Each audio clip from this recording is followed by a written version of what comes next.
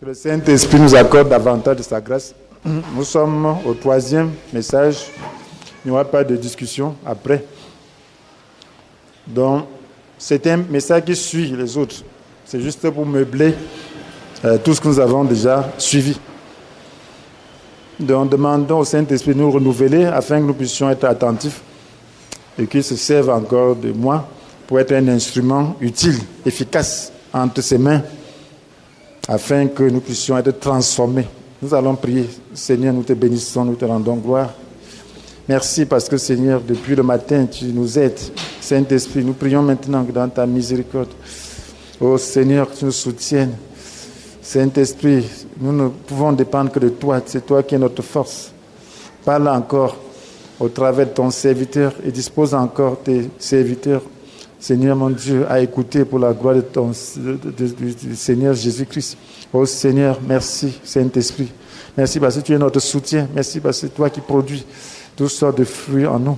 À toi la gloire, Seigneur. Merci parce que tu le fais à la gloire de Jésus. Tu nous amènes à la ressemblance de Christ. C'est pour cela que nous bénissons le Seigneur. Saint-Esprit, nous te bénissons. Merci Père éternel pour Jésus-Christ. Merci Seigneur. Amen. Nous parlons de la beauté spirituelle. Alors, qu'est-ce que nous voulons comprendre? Nous voulons davantage comprendre ce qui importe à Dieu. Nous voyons la beauté spirituelle.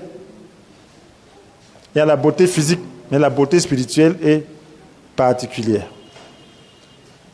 Nous voulons comprendre l'importance de cette beauté intérieure au plan individuel et communautaire. Donc, si nous formons en tant qu'individu les membres de Christ et en tant qu'Église le corps de Christ, alors il y a une beauté lorsque le Seigneur nous regarde en tant qu'individu et il y a une beauté aussi lorsque le Seigneur nous regarde en tant que communauté. Donc il y a cette beauté-là. Les gens ont parlé de la première communauté, c'était une beauté. Lorsqu'on regardait cette communauté-là, on voyait une certaine beauté. Et lorsque, sur le plan spirituel, le Seigneur nous regarde, il doit voir une certaine beauté. Donc cette beauté-là est quelque chose d'intérieur. Vous voyez, personne ne résiste à quelque chose de beau. Lorsque vous voyez une belle fleur, ça vous fait quelque chose. Vous voyez, les gens vont marcher chez de beaux habits, de belles chaussures. Donc, parce que ce qui est beau est bien. C'est Dieu qui a créé ce qui est beau. Lorsque vous voyez les animaux, c'est tellement beau. Hein? Les animaux sont beaux. Vous voyez les papillons, il y a de ces créatures, de ces oiseaux. Quand vous voyez ça, ça vous fait vraiment plaisir. Quand vous allez dans les eaux, vous voyez certains animaux qui vous font vraiment plaisir. Donc, la nature de Dieu est belle. Et c'est Dieu qui crée la beauté. Lorsque Dieu avait créé même Satan, il avait créé tellement beau. Et Dieu est dans une lumière inaccessible. Ceci part de la beauté. Et, vous voyez, Dieu ne voit pas les choses comme nous on voit. La beauté extérieure nous frappe. Mais ce qui frappe Dieu, c'est la beauté intérieure, cette beauté invisible. Et c'est ce qu'il avait dit à Samuel, lorsqu'il devait choisir un roi parmi les fils d'Isaïe. Il a fait passer tous les fils d'Isaïe. Lorsqu'il a vu un là qui était costaud, beau aux yeux des hommes, il s'est dit, ah, certainement, ça, c'est le choix de l'Éternel. Dieu lui a dit que je ne juge pas de la même manière que les hommes. L'homme ne voit que ce qui frappe les yeux, mais l'Éternel regarde au cœur. Donc la beauté spirituelle se réfère à la beauté du cœur. Dieu regarde au cœur. Donc quand Dieu voit un beau cœur, ça l'émeut. Quand ton cœur est beau, tu es content. Lorsque tu travailles dans l'intérieur, tu es en train d'attirer Dieu. Tu es en train de faire plaisir à Dieu. Pourquoi les gens recherchent la beauté extérieure? Parce que c'est beau. Parce qu'on veut bien se faire voir. Mais si tu veux te faire voir par Dieu, recherche la beauté intérieure.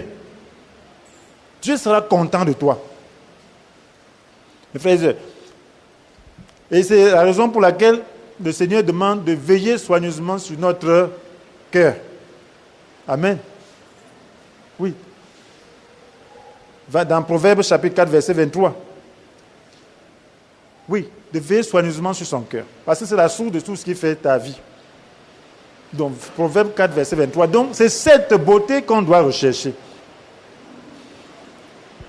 Et pourquoi le Seigneur avait apprécié Salomon lorsqu'il fut né? Vous savez qu'il est né d'une relation qui n'était pas bonne. David avait fait tuer son mari, avait fait tuer Uri. Et puis il a pris la femme. Finalement, il se retrouvait avec cette femme. L'enfant d'adultère était mort. Mais Salomon est né de cette femme. Et Dieu a vu Salomon tout petit. Il l'a apprécié. Il a aimé Salomon. Qu'est-ce que Dieu aimait en Salomon? Pourquoi Dieu l'a aimé? Là, c'est 2 Samuel chapitre 12, verset 24. Parce que son nom signifie quoi? Le Pacifique. Salomon, c'est le Pacifique. Pourquoi? Parce qu'il voyait en lui une beauté intérieure. Il voyait en Salomon un homme de paix. Tout petit, Dieu voit déjà le cœur. Et il a apprécié Salomon, il était content de Salomon. Pourquoi Dieu avait-il aimé Jacob et pas Ésaü, alors que c'était des jumeaux? Ésaü était d'ailleurs l'aîné. Il est sorti avant Jacob. Pourquoi Dieu avait-il aimé Jacob au détriment d'Ésaü? C'était à cause du cœur de Jacob. Dieu avait vu son cœur. Il avait vu que c'était quelqu'un disposé à la patience, disposé au renoncement, disposé à porter la croix. Alors que Ésaü n'était pas ainsi disposé. Ce que Dieu veut de nous, ce n'est pas la capacité. C'est lui qui nous donne la capacité, mais il veut la bonne intention.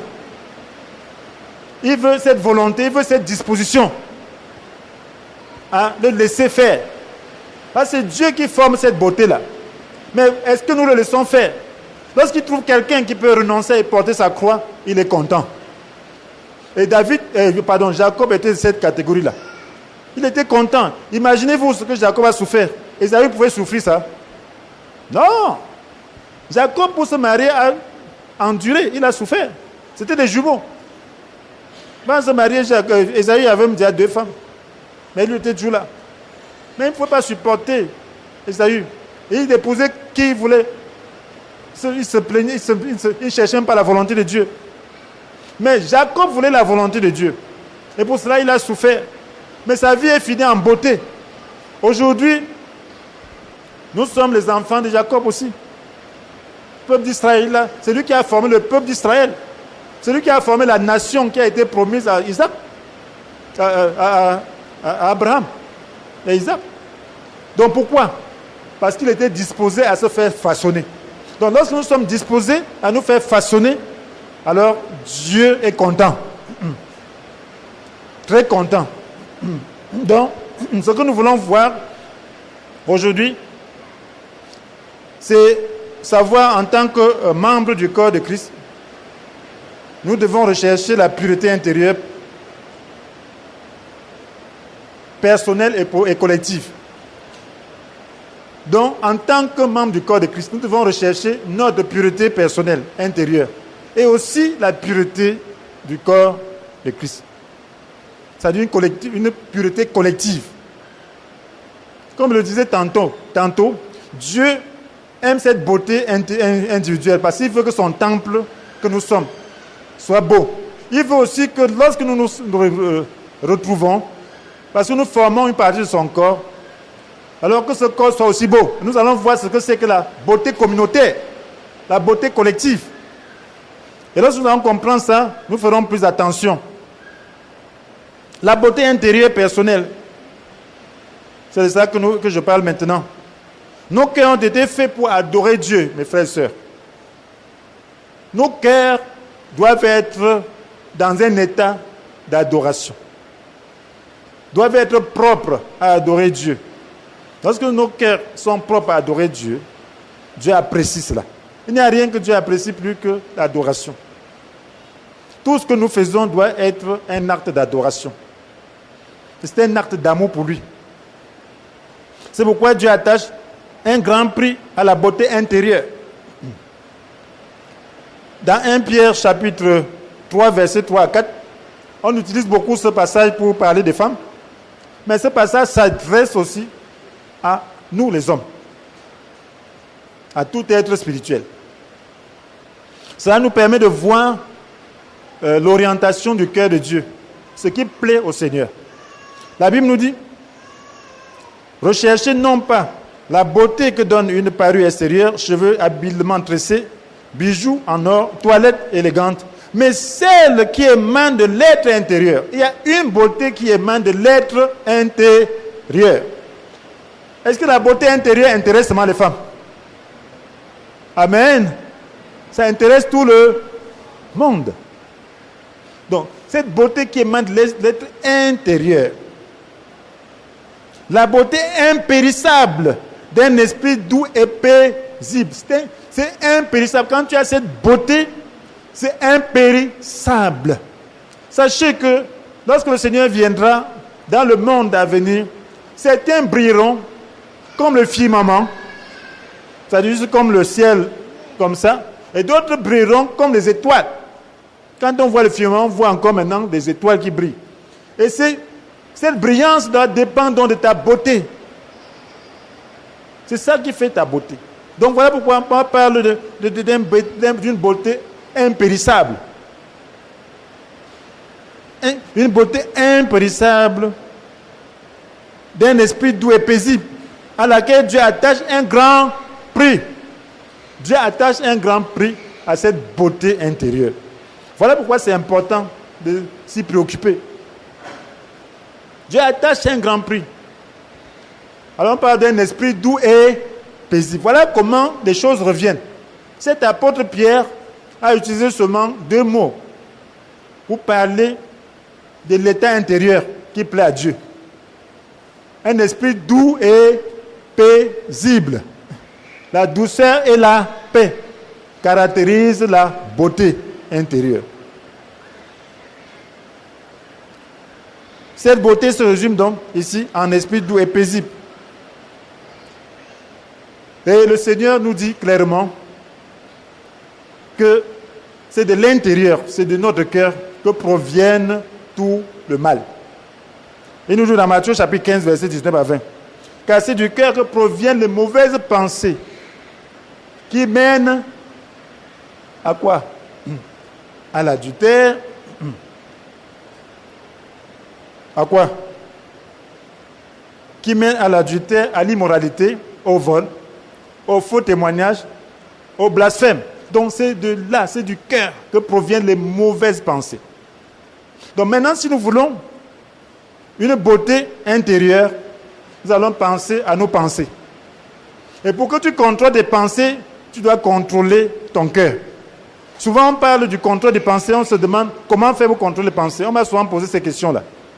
Comment peut-on contrôler ses pensées? Tu peux pas contrôler tes pensées sans contrôler ton cœur. Ce n'est pas possible. Parce que la Bible te dit que c'est du cœur que proviennent les mauvaises pensées. Or, l'homme agit selon ses pensées. Si tu veux contrôler les pensées, contrôle ton cœur. Tu ne peux pas contrôler tes pensées sans passer par le contrôle de ton cœur. Le contrôle de ton cœur passe par le contrôle de tes émotions, des différents désirs qui s'expriment dans ton cœur. Et ça ne peut se faire que par le Saint-Esprit, que par la croix et le Saint-Esprit.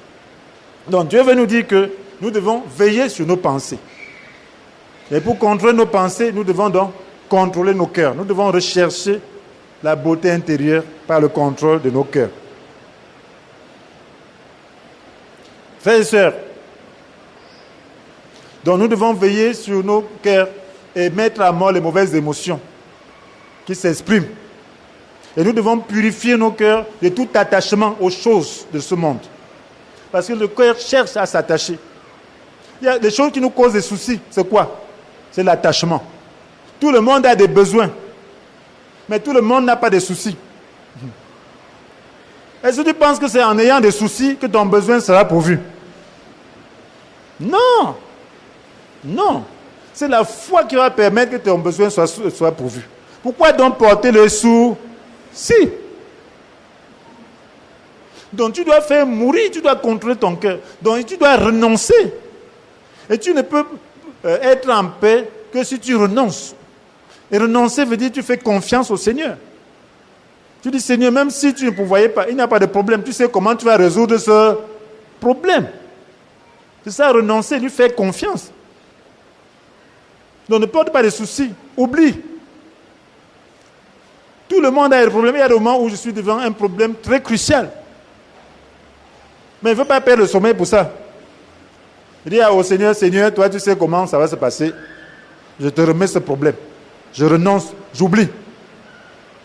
Amen. Après quand ça se réjouit, il dit, hey, ce Dieu-là, il est fort, hein. C'est ça. Dieu est puissant parce que ça se résout quand tu ne penses même pas. Ce n'est pas en t'attachant que ça va se résoudre. Prie. Dis-lui. Si tu te rappelles, prie plutôt. Ne t'attache pas. Si ça vient, décharge-toi. La Bible nous dit, déchargez-vous sur lui de tous vos soucis, car lui-même prend soin de vous. C'est ça, nettoyer son cœur. Un cœur sale, c'est aussi un cœur qui est soucieux. Un cœur soucieux n'attire pas le Seigneur. Dieu m'a appris ça. Ça ne l'attire pas. Ça attire le Saint-Esprit parce qu'il a tout fait pour nous. Et parce qu'il a tout fait pour nous, qu'est-ce qu'il attend de nous? Que nous puissions lui faire confiance, que nous puissions prier. Si c'est très fort, prie davantage. Amen. Prie davantage. Prie davantage. Parce que quand tu vas prier davantage, tu seras dans la confiance. Au lieu de te soucier, prie. Se décharger là veut dire prier, confier la chose à Dieu. Et prier pour t'élever au-dessus de tous les soucis liés à cela.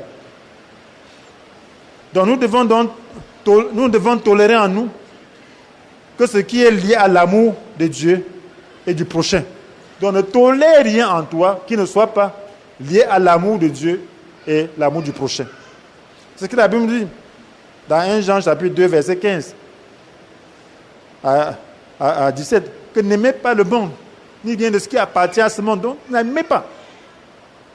Si quelqu'un aime le monde, l'amour du Père n'est pas en lui. Car tout ce qui fait partie de ce monde, les mauvais désirs qui animent l'homme livré à lui-même, la soif de posséder ce qui attire les regards. Et quoi? Et l'orgueil qui inspire les biens matériels. Tout cela ne vient pas du Père, mais du monde. Donc, nous sommes tentés par le monde. Et parce que nous sommes tentés par le monde, nous tendons à porter des soucis par rapport à ça. Il faut se décharger. Et il faut tolérer dans ton cœur que ce qui est lié à l'amour de Dieu. Il faut tolérer dans ton cœur que ce qui est lié à l'amour du prochain. Tu refuses. Et là, ton cœur sera beau. Amen. Nous devions être des hommes de prière. Prier. Puisque nous sommes dans un contexte où vraiment le monde cherche à s'accaparer de nous. Donc nous devons refuser et prier constamment. Refuser. Et nettoyer nos cœurs. Refuser tout souci. Dis au Seigneur, je me lave pour t'attendre.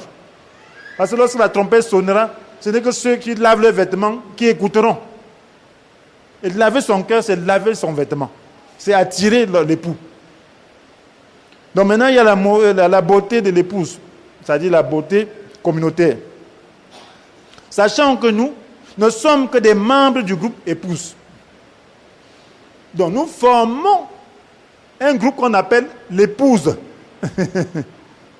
Parce que Jésus vient chercher son épouse. Il ne vient pas chercher un individu. Il vient chercher un ensemble d'individus qui constituent l'Église. Donc tous ceux qui naissent de nouveau et qui se préparent, qui se lavent, qui se purifient intérieurement pour attendre Jésus seront enlevés. Donc c'est eux qui forment le groupe épouse. Et toi, tu n'es qu'un membre. Donc il faut donc que ce groupe-là soit aussi beau. Et maintenant, lorsqu'on vient dans une communauté, lorsque nous formons des communautés, nous formons une partie de l'épouse qui veut se laver seulement le visage et porter des vêtements sales. Si bien quand on regarde, on voit vraiment la saleté. Et porter des chaussures sales. on regarde, on voit vraiment la saleté. Personne. Donc tu n'es qu'un membre. Donc tu veux être propre seulement toi seul. Tout le reste du corps n'est pas propre. Donc il y a aussi cette propreté collective. Voilà, quand nous venons ensemble, il y a une propreté collective. Il y a la vie communautaire. Et il y a une beauté communautaire. On parlait de cette première église, n'est-ce pas?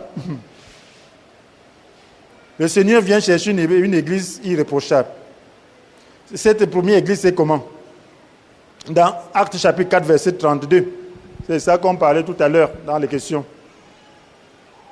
On dit tous ceux qui étaient devenus des croyants vivaient dans une parfaite unité de cœur et d'esprit. Personne ne se prétendait propriétaire de ses biens, mais ils partageaient tout ce qu'ils avaient. Ah, c'était merveilleux. Tout le monde veut toujours entrer dans cette église primitive. Sachez que lorsque les gens croyaient, ils vendaient leurs biens. Amen. Ils vendaient. Et c'est ce que l'Esprit avait demandé pour cette époque. Vous savez que l'évangile vient des Juifs. Alors Jésus parlait d'abord seulement aux Juifs. Et c'est les Juifs qui devaient apporter l'évangile dans le reste du monde. Donc imaginez-vous donc des milliers de personnes qui vendaient leurs biens et ils venaient donc partager. On mettait au pied des apôtres et ils distribuaient selon les besoins des uns et des autres. Voilà pourquoi ils n'étaient donc pas attachés. Ils étaient séparés. Mais aujourd'hui, qu'est-ce qui divise souvent? Alléluia. C'est souvent ces choses-là de ce monde. Donc, ils étaient libres. Ils passaient beaucoup de leur temps dans la prière. Et le Saint-Esprit agissait puissamment. Vous savez pourquoi Dieu a fait ça? Dieu n'a fait ça qu'à Jérusalem, qu'en Israël. Il n'a pas fait ça ailleurs. Vous allez voir que dans les épîtres, on montre comment il faut donner. Mais à Jérusalem, les gens vendaient et puis on donnait, on partageait. Et plus tard, ils étaient pauvres parce que les gens avaient vendu tous leurs biens. Et les églises d'ailleurs donc leur venaient en aide. Amen. Mais pourquoi donc ils ont fait cela? Parce que l'Esprit, ils ont obéi à l'Esprit et à la parole que Jésus leur avait donnée. De vendre tout ce que vous avez. Donner aux pauvres. Et ils l'ont fait. Parce que Dieu voulait les envoyer en mission. Dieu voulait qu'ils soient les évangélistes du monde entier. Il savait que si chacun avait son toit là-bas, pour qu'il se déplace, ça devait être difficile. Il a même utilisé la persécution pour les disperser plus tard. Pour qu'ils soient forcés de partir évangéliser. Donc ce que Dieu fait, il le fait quelquefois uniquement. Certains essayent de rentrer dans cette manière de faire et ça ne donne pas. Au début du ministère, j'avais vu un frère serviteur, il était en train de parler, qu'il est en train de vouloir rentrer là. Moi, je lui disais que ça ne peut pas marcher. Lui-même étant fonctionnaire. Que comment tu vas faire que tout le monde porte son salaire, les gens vendent le truc, chaque mois vous allez partager. Ça va se passer comment?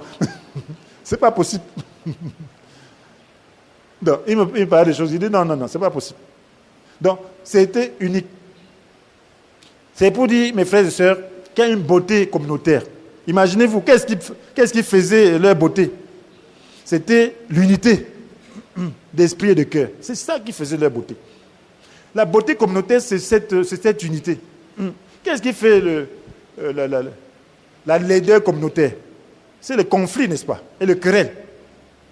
Et c'est ce que l'apôtre Jacques dit. Il dit d'où proviennent les conflits et les querelles entre vous?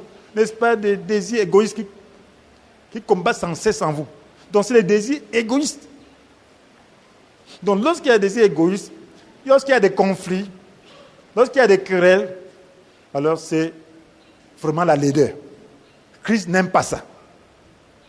Donc cela veut dire que quand tu es dans la communauté, tu dois tout faire pour ne pas faire des choses par désir égoïste, pour ne pas favoriser les conflits, pour ne pas favoriser les querelles.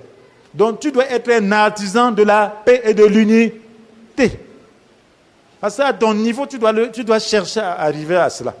Parce que tu formes un corps. Tu dois vouloir que le corps de Christ soit propre. Tu dois vouloir que lorsqu'on voit le corps de Christ, qu'on voit l'unité. Tu dois faciliter la tâche des pasteurs, des leaders, des dirigeants. manifestant la paix, en étant un artisan de la paix,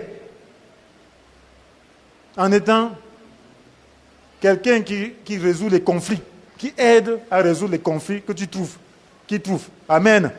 Lorsque tu trouves des frères qui se chamaillent, aide-les à être en paix. Là, tu serais en train de rechercher la beauté du corps de Christ. Tu serais en train de laver le corps de Christ. Le Christ veut voir son corps beau. Voilà pourquoi il dit heureux ceux qui répandent autour de la paix, car Dieu le reconnaîtra pour ses fils. Si tu dois répandre la paix autour de toi, commence par là, ta communauté où tu es là. À répandre la paix, à chercher à ce que la paix règne, à ce que l'unité règne, à ce que nous ayons les mêmes sentiments. On peut avoir des différences de point de vue, mais on doit avoir les mêmes sentiments. On doit avoir on doit pas se quereller pour ça. On ne doit pas se s'entrechoquer pour ça. On doit connaître ce qui est essentiel et faire cela ensemble. Ça va créer une beauté. On doit être tolérant pour ce qui n'est pas essentiel. On doit aider, on doit être patient. Et prier. Prier pour les autres. Quand tu vois un problème, tu dois plutôt laver. Quand la saleté monte sur ton pied, là, tu fais comment? Tu coupes pour jeter? Non. Tu essaies de nettoyer. Donc si tu vois la saleté sur le corps de Christ, nettoie. Amen. Nettoie. Je suis monté tout à l'heure, ma veste, j'avais enfilé ma veste un peu comme ça. Peut-être vous n'avez pas vu. C'est quand elle rentre, mon époux dit, la veste était enfilée. J'ai dit, quand elle montait, il fallait tirer. Il n'avait pas vu. Alléluia. Mais si elle voyait, elle aurait plutôt tiré, n'est-ce pas? Alléluia. Gloire à Dieu. Donc, elle aurait tiré. Mais si tu regardes maintenant, tu dis seulement, l'apôtre a fait enfiler la veste.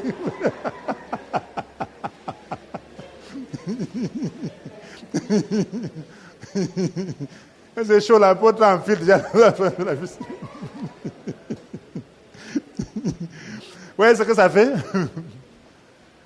Alors il suffit seulement d'un clic comme ça, c'est fini. Elle a dit ça, c'est parti, non? Alléluia. Donc, c'est ça la beauté communautaire. Donc, quand tu vois un problème, résous-le. Amen. Parce que c'est ton corps. Tu appartiens à ce corps. Et c'est le corps de Christ. Et Jésus est content. Tu es en train de faire ça pour Christ, hein? Et Christ est content que tu puisses prendre soin de son corps. Tu aimes Jésus comment? Lorsque tu aimes quelqu'un, tu veux que la personne soit bien, non? C'est la même chose. Si tu veux revêtir Jésus de beaux habits, fais cela. Sois en paix avec tes frères.